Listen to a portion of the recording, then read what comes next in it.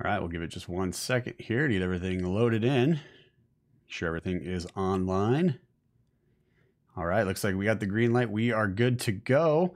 We'll give everybody a second to log in. I'm Jeremy Brunansky. This is Brunansky's Vlog. It's Monday morning. It's 10 a.m. PST, and we're going to give everybody a second to hop in, and then we will get this week's live episode started. So 1 second, we'll be right back with you.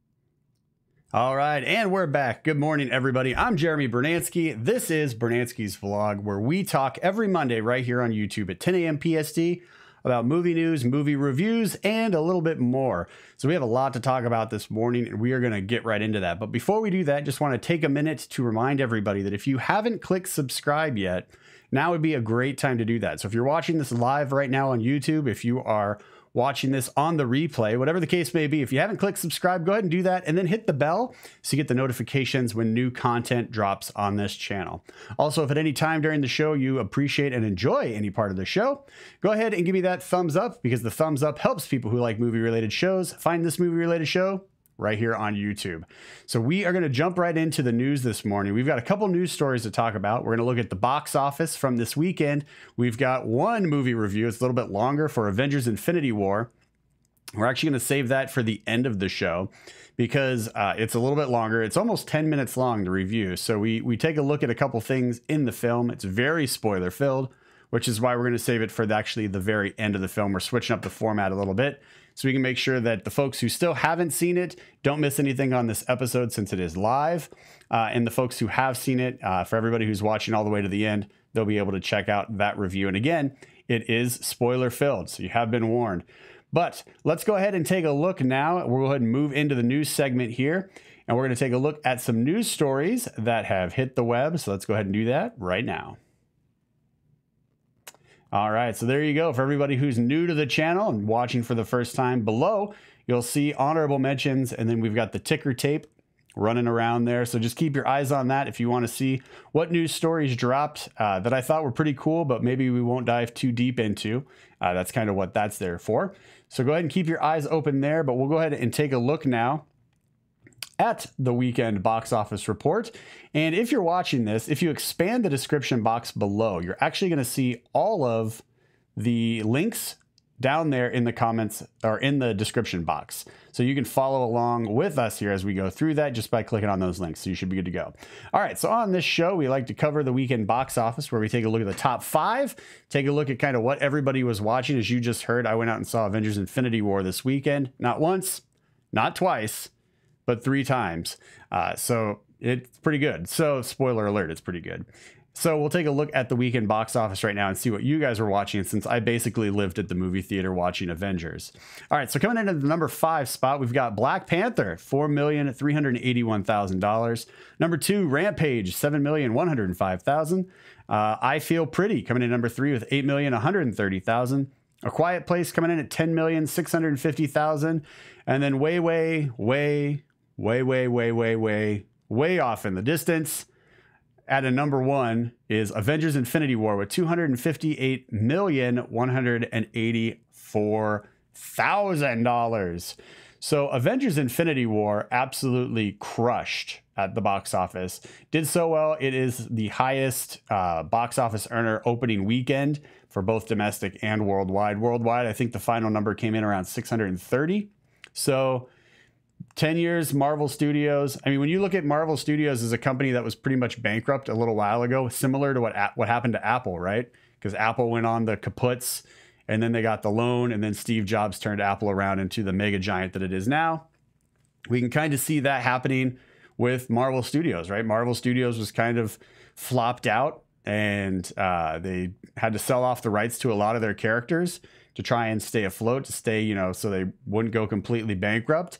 And now look at them now, right? They've made over $15 billion, I think was the number. They are a gigantic independent studio that's owned by Disney, right? So, I mean, you know, kind of independent, but it's under the Disney brand, but it's still Marvel Studios, Marvel proper. So you look at what they've done and how they've been able to turn it around from being near bankrupt to just this gigantic powerhouse now as far as movie studios are concerned, producing their own content. It's incredible. It's incredible. So 10 years to come all the way forward to now having the highest opening weekend, both domestically and worldwide. You can't sing the praises enough for Marvel Studios. It's just an incredible job. So job well done to Kevin Feige. Job well done to everybody involved at Marvel Studios. And this isn't just for Avengers Infinity War, right? Because like I said, 10 years of filmmaking. There's a lot of people that work on movies behind the scenes, in front of the camera, behind the camera. It's a big production, right? So 10 years of having all of these people run around like a madhouse trying to get these movies made, and to see where they are now, just incredible. So job well done to Kevin Feige and team over at Marvel Studios. Truly, truly a great job coming in 10 years strong with Avengers Infinity War. Next up is A Quiet Place. Look, A Quiet Place I really enjoyed. Now, if you haven't seen my review, if you go to the movie review playlist, you'll be able to check that out. My review is on the playlist, so just go to movie reviews, and then all of my movie reviews are there, so you don't have to go back and watch full episodes. I just segment it out so you guys can check out those reviews if you're interested. So go ahead and check that out. But I really liked A Quiet Place. I was surprised at how much heart this film has and how this film is about a family. It's not about necessarily the tragedy or anything like that. It's about how one family survives amidst this tragedy and what they have to do to maintain and to kind of stay afloat and to stay alive and everything like that with these crazy aliens running around. Really, really enjoyed it. Surprising how much I enjoyed it. John Krasinski did a great job with directing and everything else. So if you haven't seen Quiet Place, definitely check it out. Watch my trailer or watch my review for it after you see the film, because I give away one or two things in my review. So you don't want anything spoiled for you, I promise you. I Feel Pretty. Nice to see a comedy hit that spot right there. For number 3, Rampage, a fun movie, right? This is not a movie that requires a lot of thought. It's just a fun sit down in the theater, throw some popcorn in your face and watch things go crazy. And then Black Panther, Marvel Studios. Again, 2 in the top 5. Great job. Black Panther, again, my review is on the movie review playlist for that. I did enjoy Black Panther. It's got a lot of different type of storytelling elements and genres mixed in to make it this really fun, adventure-ish kind of film. So definitely check it out. It is worthwhile if you have the time. See Black Panther, then go see Infinity War if you haven't yet, because it'll help kind of make sense as to the last battle sequence. So there you go as far as that is. Let's take a look now at the top 10. In the top 10, we've got Traffic, Ready Player One, Blockers, Truth or Dare, and Super Troopers 2. I had such a fun time at Super Troopers 2. However, I am a fan of Super Troopers. It's just one of those cult classics, right? There are films that exist that I don't understand how they exist, except for the fans like myself really just love these movies. Harold and Kumar, Super Troopers. You look at these franchises and you're like, I don't know how they keep making movies, but they've got a fan base that really likes them. I like both of them, so I'm happy that they keep being made, even though it kind of boggles the mind because the stories are just goofy. They're just goofy fun. It's just goofy fun. So yeah, so check out Super Troopers 2 if you're a fan of the Super Troopers movie. This is a really nice follow-up. It's a great sequel. It feels like the Super Troopers universe. It's just a lot of fun. It's just goofy fun, but yeah, you won't be disappointed if you like the first one. Truth or Dare still sticking in the top 10. I am surprised by. I figured that would have a pretty steep drop. Not surprised to see Blockers still in the top 10. I haven't seen it yet, but again, it's got a lot of positive word of mouth online. So people are still getting out to support it, which is good. And then Ready Player One, not surprising to see that in the top 10 either. So across the board, we've got a little bit of something for everybody, right? So you have Avengers Infinity War, you've got Rampage, Black Panther, Ready Player One. These are kind of giant spectacle films, right? And then you've got A Quiet Place, which is a smaller horror film. Truth or Dare is kind of the young adult horror. Blockers, I Feel Pretty, Super Troopers 2 comedies. And then Traffic was it was the suspenseful film, right? Where you have the couple who goes up north to the cabin and then everything goes crazy with those truckers. So there's a little bit of something for everybody in the movies right now, which is nice. If you're a movie fan, again, which I assume you are if you're watching this show, because that's what we talk about here is movies, you probably won't be disappointed. If you can't get into Infinity War, there are still lots of other options. I'm going to go ahead and throw my recommendation out for Isle of Dogs. I loved it. So if you can't get into Infinity War and Isle of Dogs is playing at that theater, I'm definitely going to recommend you check Isle of Dogs out. All right, so that's it for the weekend box office. Go ahead and throw your comments in the comments section below and let us know what you thought about the weekend box office. Did you get out to the movies to see these films? If so, let us know your thoughts. Do the best you can without spoilers, because even though the review I'm giving is spoiler filled, that's going to be at the very end of the show. We're switching up the format, so the people who haven't seen it can still enjoy this full episode without having anything spoiled for them. So please be considerate of those people who haven't seen Avengers Infinity War yet, and don't spoil anything in the comment section. Don't be that guy, don't be that girl. Nobody likes those people, so don't be that guy, don't be that girl. Let these people who haven't seen Avengers Infinity War go in with a clean slate and zero spoilers, because that's really how the movie is supposed to be enjoyed. The fans have earned that right, and Marvel Studios has definitely earned the right to allow the fans to go in knowing nothing, which is how they should go in. All right, so let's go ahead and move into the next story here. We're going to take a look. This is coming to us from Variety, and Justin Kurtzel's True History of the Kelly Gang is been doing some casting here, and they've got Russel Crowe, George McKay, Nicholas Hoult, and Essie Davis. Now, I had to do a little research on this one because I wasn't really familiar with the Kelly Gang. I didn't understand what this story was, why Russel Crowe would want to be attached to this. So I did a little bit of research on it, but in the article, again, in the description box below, it says the true history of the Kelly Gang. This is coming right out of the Variety article. The true history of the Kelly Gang is a coming-of-age tale charting the rise and fall of the Australian rebel who swore to wreak vengeance and havoc on the British Empire. Why not? Why not? Okay, so according to just a quick little Google search I did, apparently this guy sounds like he is the Australian Robin Hood. That's like, according to the story that this is based off of, the true story, like he would rob banks, give to the poor, like, and that was his deal. Like, it sounds like the Australian Robin Hood. So seeing Russel Crowe come into this, not really a big surprise because he's already done Robin Hood, right? So, and he is really good in these type of films, right? So not really a big surprise to see him coming on board. I am curious to kind of see like what happens as far as the story is concerned, kind of where everybody goes, etc. I think it could be a lot of fun. But we'll have to wait and see kind of what comes from this story as far as trailers are concerned and everything else. But so far, it looks like they're doing a pretty good job trying to get everybody cast that can really add something to the film, add a different flavor with their personalities, etc. And having Russel Crowe come in, we don't know. At least in the article, I didn't read if he was going to be the main star, where he is the hero, or if he's going to be one of the police officers or something like that comes along to stop the hero. So we'll have to wait and see as far as that's concerned. But it's nice to see him come back to this type of adventure heist kind of thing, right? With the films he's done, where he's kind of done Sword and Sandals, he's done Robin Hood. Like, he does really well with these types of action stories that are kind of more realistic and less bombastic. So hopefully it's good. It sounds good. Let us know what you think in the comments. Moving on to the next story. This one's coming to us from The Hollywood Reporter. Kathy Bates, Ava Green, and Ed Skrein have joined a sci-fi thriller entitled The Patriot. Was it familiar? This is a brand new property. So in the article, again, it says, this is just an excerpt real quick. It says the film takes place in a future authoritarian state that was walled itself away from the world, ravaged by climate chaos and resource wars. The Patriot follows an unquestioning border corps Captain Kate Jones, who's going to be played by Green, as she fights to defend the purity of the population until a chance discovery makes her doubt the authorities she has pledged her allegiance and life to protect. So kind of following along with things that we've already seen, right? We've been seeing more women step into these lead roles to be the action hero, especially with the success of Wonder Woman. So not really surprising there. Ava Green, fantastic actress, very talented. Same thing with Kathy Bates. Ed Skrein, I've enjoyed in the films that I've seen him in, so it's nice to see that. I wrote down here in my notes that this kind of sounds something like the movie Equilibrium meets Gattaca meets Maze Runner. right? So you've got like all of these different types of films, right? With Equilibrium, it was similar to Fahrenheit 451, where you got these guys who, you know, are pretty much emotionless, and then he realizes he needs his emotion and he kind of goes rogue.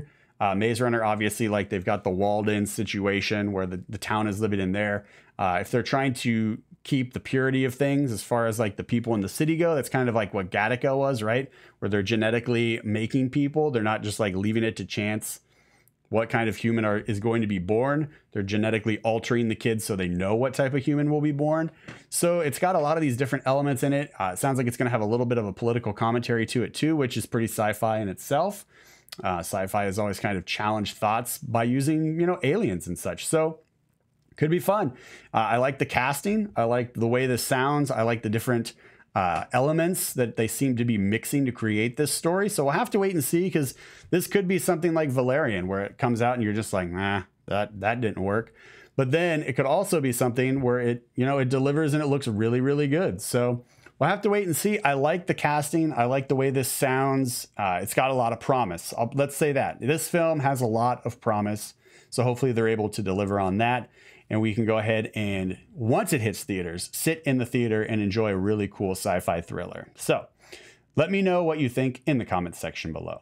All right, next up, we have Sebastian Maniscalco to co-write and star in a Lionsgate comedy that he is going to be basing off of some of his comedy, his stand-up routines.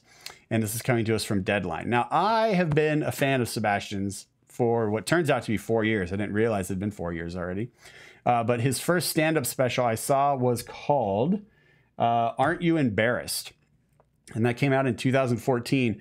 And as somebody who enjoys people watching, which I do, he does a lot of stand-up comedy on people watching, like what he observes and how people behave in public and stuff like that. And it just cracked me up.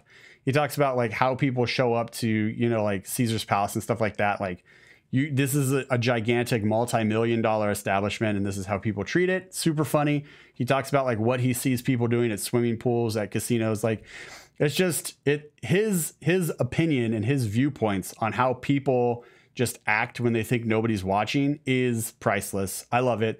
If you haven't seen it, check it out. It's on Netflix. He's got a new one on Netflix as well, which he talks a little bit more about like his Italian family upbringing and stuff like that. It's really funny. If you like that kind of like observation humor, definitely worth it. I actually had an opportunity to see him live at the Comedy Store in Hollywood a couple years ago as well. It was him and Dane Cook. We just walked in. I was with some friends at the time, and we walked in and they're like, yeah, this guy. And I was like, wait, I just saw this guy's special. And I was like, oh, that's cool. And then they're like, Dane Cook. I was like, that's crazy. Didn't think I'd see him in a like an intimate setting like that, right? Because usually he's selling out stadiums. But anyway, way off on a tangent here. What I'm trying to say is, this guy is super funny, and you need to check out his specials on Netflix to understand why I am excited about this news. Because it says here in the article, he's teaming up on the script with Austin Earl, and it's going to be inspired by his stage routine, which touch on his Italian-American family. So this is, it also states its aim is to be similar to an Italian-flavored My Big Fat Greek Wedding type of comedy. It's going to follow two families from different worlds as they look to celebrate their first summer holiday together. Look, this could be great. Again, you really need to check out this guy's stand-up on Netflix to understand why this could be super funny, and why it could have a lot of heart. Because his observations and stuff like that, they're not mean. Like they're coming right from here. They're like, why would people do that? Like, what is wrong with people? And it's not an attack on people. It's a literal question of like, what do you not think? Like, what is going on in your head? Why would people do these things? This is so weird. It's so funny. And for him to take like that type of attitude and then apply it to a film that's going to look at two families and family relationships and family dynamics, where you can really get close to folks and talk about like what's going on in lives and stuff like that, and how humorous that can be, especially when you take people from different worlds as it suggests. I think this could be a home run surprise hit. It won't be surprising to me, but I think people who aren't familiar with his comedy style may be like, wow, that was really funny. Who is this guy? And this could really project him into that next level, and take him into the stratosphere if he really hits a home run with this, which I hope he does, because again, guy's super funny. So check it out. All right. Now we're going to go ahead and move into the next segment. And again, since we are kind of switching things up here a little bit, we're going to be taking a look at what's arriving in theaters this week, what's arriving on DVD and Blu-ray, and Certified Rad. And then after Certified Rad, normally that would be the end of the show, but we're going to go ahead and that's when we will give the movie review for Infinity War. So let's go ahead now and take a look at what's arriving in theaters this week. Here we go. In theaters this week, we have Overboard and Tully. So two different films, both dealing with people in relationships, but obviously one, Overboard is a remake from the 80s, and then Tully looks like it's going to be a much more realistic, human-centered piece. So out of these two films, I'm actually looking forward to both of them. Which one may I see first? Probably Tully. I think both of these films are a very nice complement to the theater going experience right now as far as like what's in theaters. Because you come off of a giant blockbuster like Avengers Infinity War, why not have something that's just going to be lighthearted and fun comedy like Overboard? But I don't think this movie is like meant to like blow minds as far as like a revolutionary comedy. I think it's just going to be a fun comedy that we can enjoy where we really don't have to think too much and just really just enjoy these characters and the fun hijinks that they go on, right? Similar to what Rampage is, you sit down, you throw a bunch of popcorn in your face and you enjoy spectacle.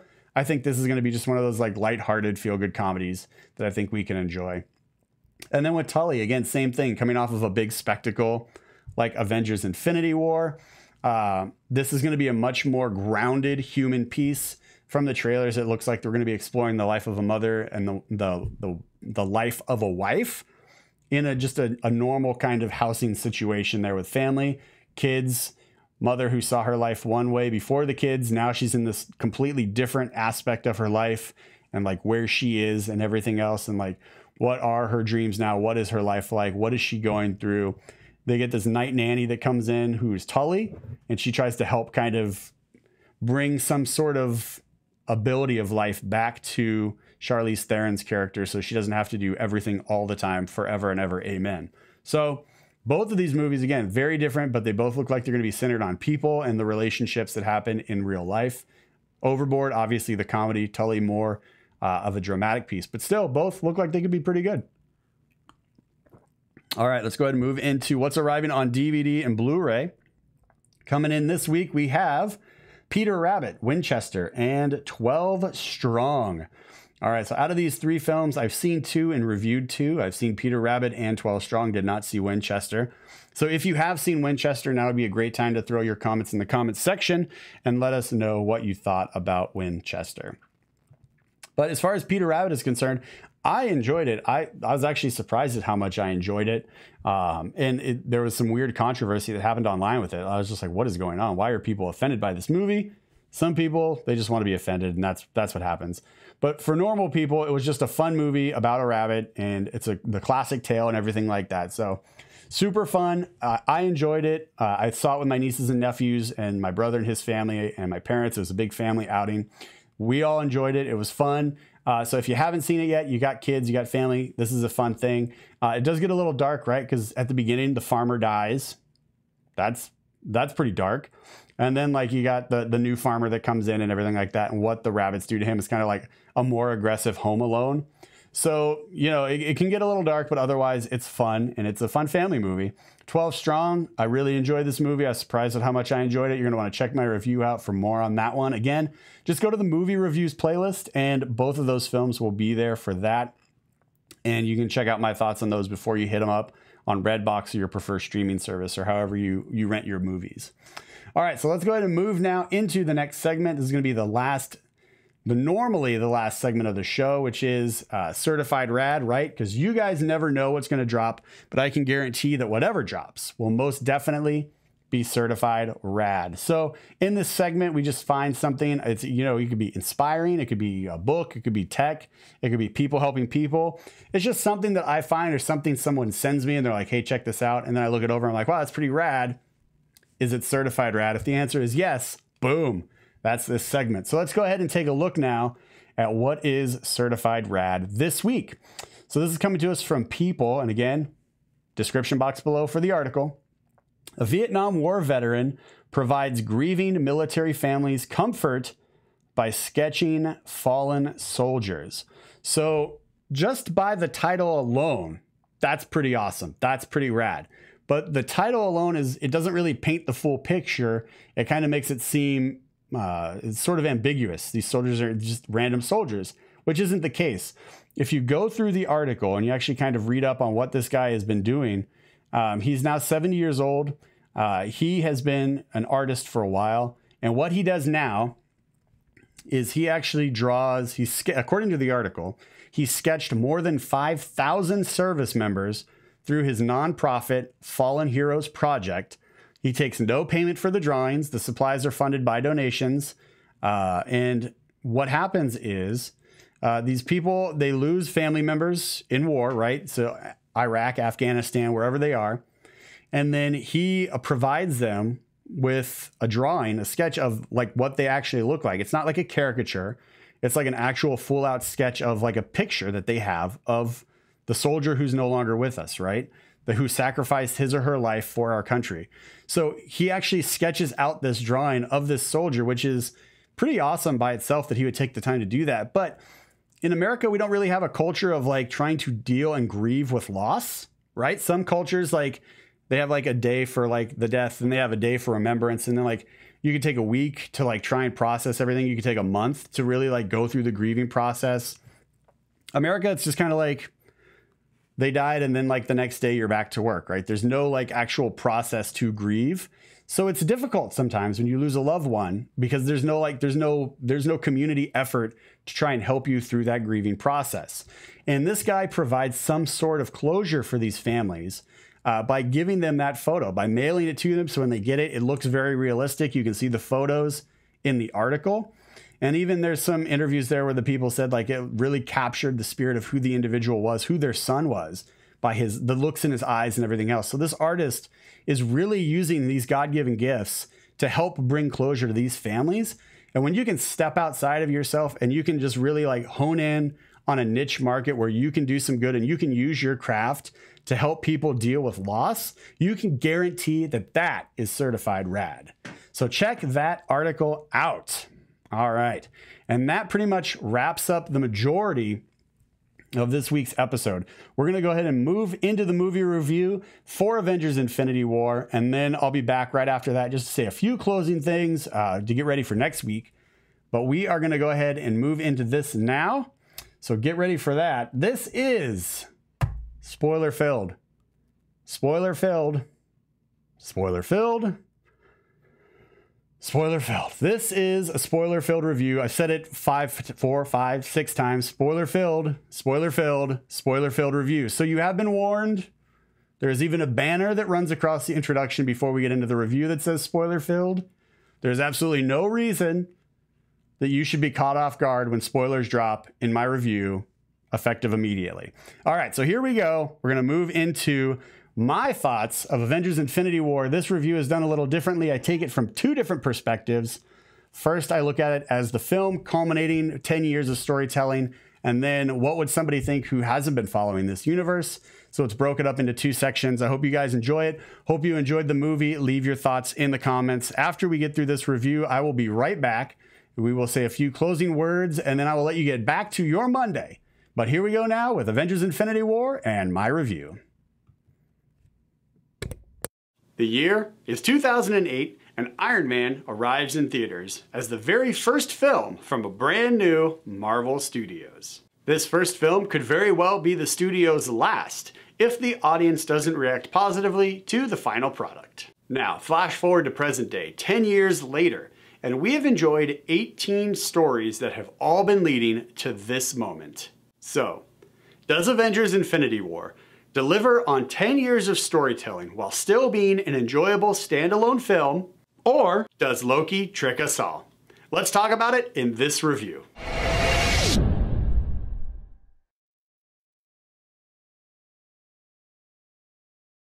Let's begin by looking at how this film wraps up 10 years of storytelling.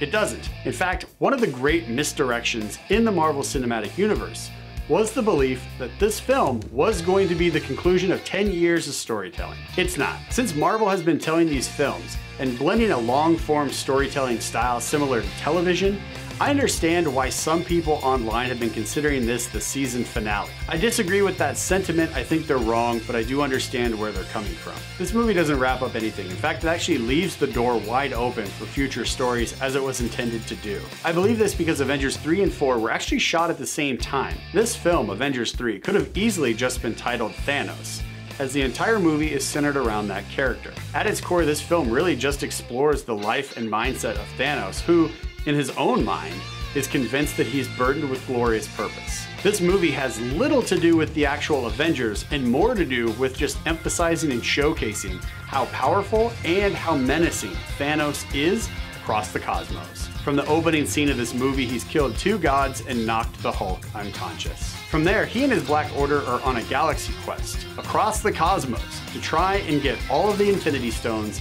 and annihilate half of the universe. The heroes in this story are absolutely no match for Thanos, and again, they are used only to showcase his might and his strength.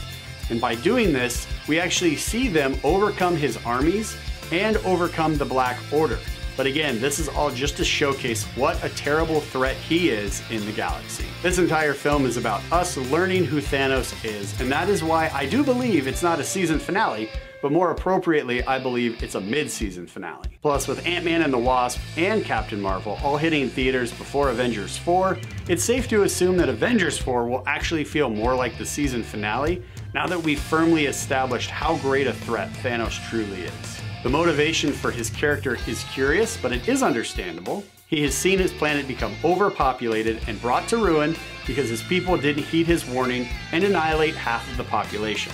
So in order to ensure that other planets don't suffer the same fate as his, he goes around the galaxy from one planet to another, wiping out half of the populace on that planet to bring it back to balance. As we find out in this film, his ultimate goal is to wipe out half of all of the universe.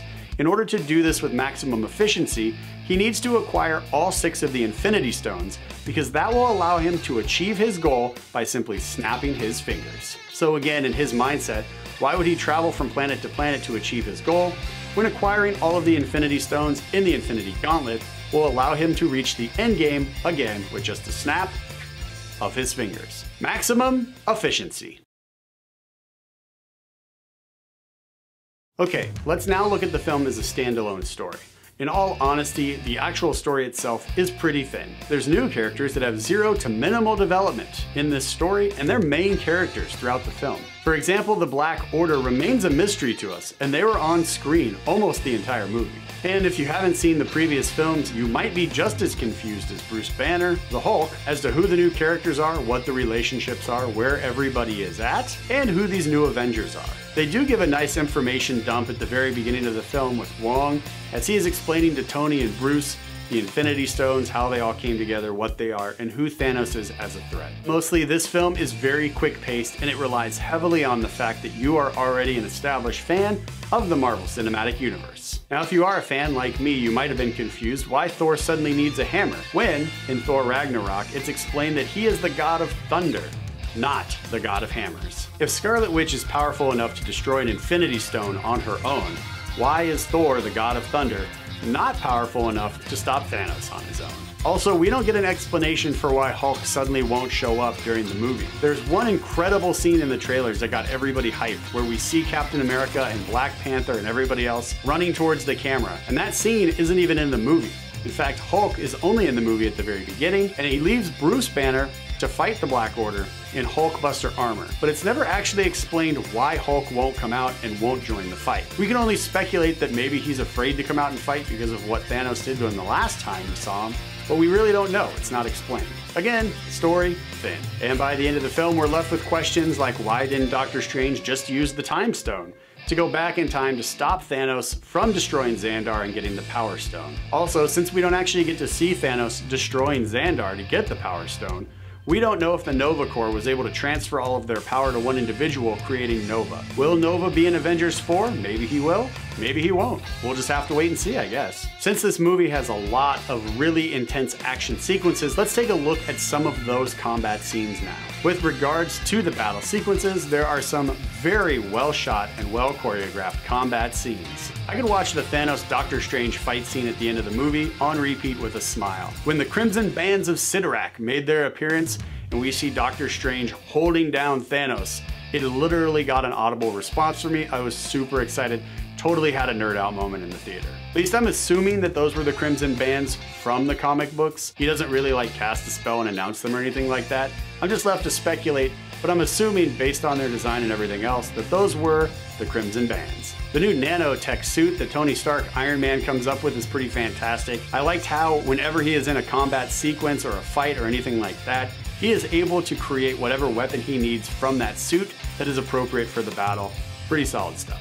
Also on Wakanda, when we see Bucky Barnes, the Winter Soldier, pick up Rocket Raccoon and they just do a spin move right there just to mow down all of those aliens, I thought that was pretty fantastic as well. And I think out of all of the characters, Captain America was probably the best choreographed fight scenes. It really looked like he was giving his all on every combat move. The way everything was shot, it really looked believable. It looked like Captain America was truly fighting for his life and to save the universe from this alien threat. Avengers Infinity War is playing at your local movie theater right now. I have already seen this movie 3 times, and I am definitely recommending a big screen viewing of this film. Each time I walked out of the theater, I found myself enjoying this movie even more and more, and also started picking up on little things here and there throughout the film that I didn't notice on the previous viewings. There's a lot to take in with this movie, and I'm definitely recommending you see this in IMAX. Word of caution to everybody who's not a fan of the Marvel Cinematic Universe, you might be a little bit confused by some of the characters and their relationships in this movie.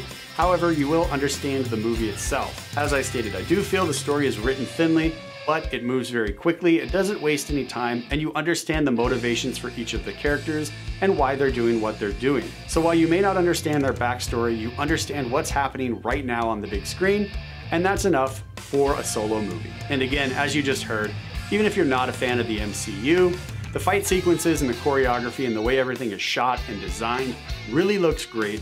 The powers that each of the individuals have on screen is highlighted beautifully, and you really believe what's happening on screen is happening in real life for these characters. The introduction of the new characters, Red Skull's cameo appearance, the fight sequences, Doctor Strange battling Thanos. So much of this film put a smile on my face, and that was enough to get both high fives from this guy. Avengers Infinity War is playing at your local movie theater right now. Check it out.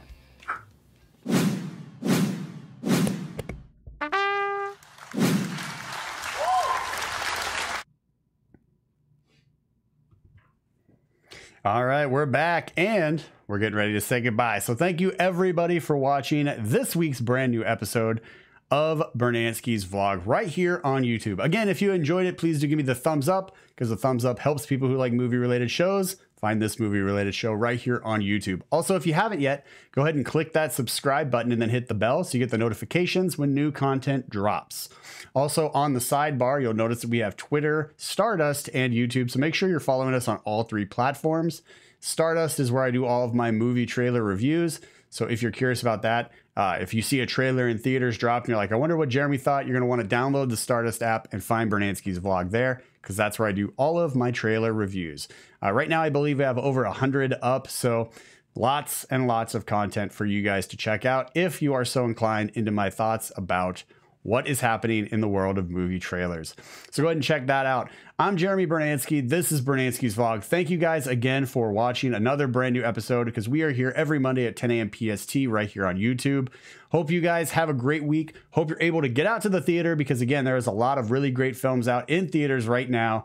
And again, if you're going to leave comments about Avengers Infinity War, please be encouraged to do so in the comments section. But also, please use your best judgment about not ruining anything and not putting any spoilers in your comment section. Appreciate it. And have a great week, guys. We'll see you back here next Monday at 10 a.m. PST right here on YouTube. Hope you guys, again, enjoy your week. Get out to the theaters. And until next time, good night and good luck.